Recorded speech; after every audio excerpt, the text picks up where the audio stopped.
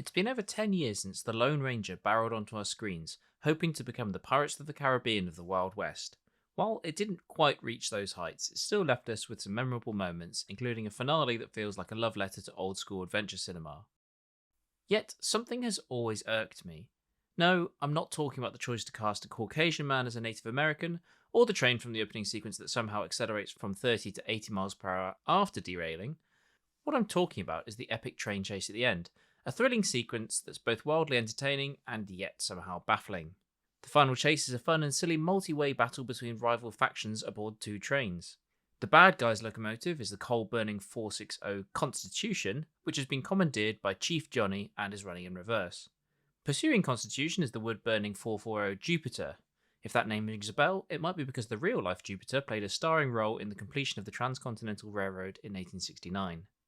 The stakes of this chase? Silver. Lots of it. The bad guys are trying to haul away several hoppers full of the shiny stuff, while the heroes are racing to try and stop them and save the hostages. Now, the parallel running the diverging tracks, I'm not too vexed about that. Weirdly, that part's almost plausible when in real life the Central and Union Pacific Railroads were more or less scamming the government by taking the easiest route possible. Both companies were paid per mile of track laid, so there wasn't much incentive to find the most direct way. With this in mind, the runaway train roller coaster style up and overs don't seem too far-fetched. But here is what bothers me. Back at the Golden Spike ceremony, Chief Johnny rams into the stage, then heads for the hills with Constitution. Shortly afterwards, Jupiter is commandeered by the baddies, and sets off in hot pursuit. The Lone Hammer sees this and knows the only way to catch up with Constitution is to board the Iron Horse with his organic horse, leaping from the rooftops onto the carriages. Wow! This is quite a nice callback to the horseback stunts of old westerns, as well as being a shout out to stunt legend Michelle Yeoh in Police Story 3. Let's start the clock here. Note that there are mountains and trees in the distance.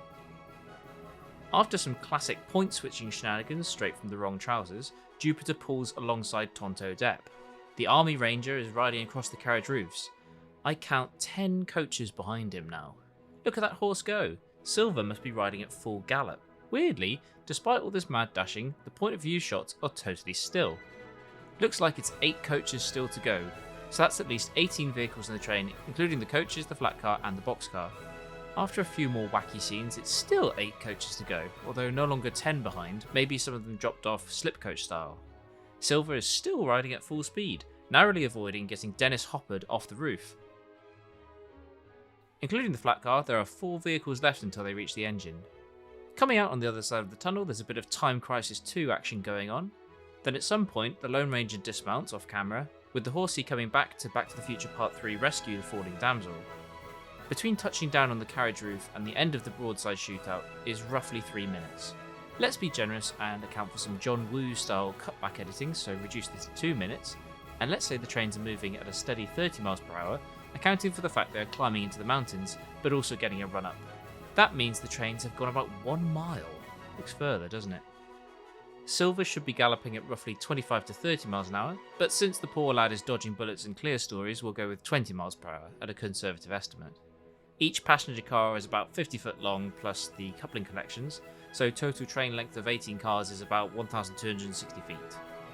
At 20 miles per hour, the horse would cover the whole length of the train in 43 seconds. So putting aside the fact that it's clearly not 1 mile covered, why does it take him more than twice that time to not reach the front?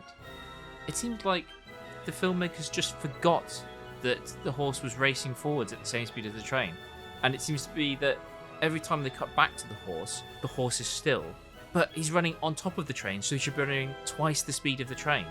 My conclusion is that he stopped for a crafty smoke halfway along, but because this is a kids' film, it's been cut out of the edit. So this is the only plausible way any of this makes sense. There you have it, a completely unnecessary look into a train chase scene because my Sunday plans got cancelled, and now this is stuck in your brain too. If you got this far, please comment something like, "You need to get out more," or "Get over it, mate." Thanks for watching as always, don't forget to like, subscribe, and let me know what absurd movie train logic grinds your gears. See you next time.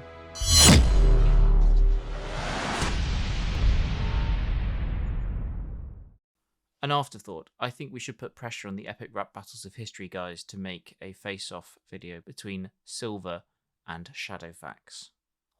Horse war. Epic horse rap battle.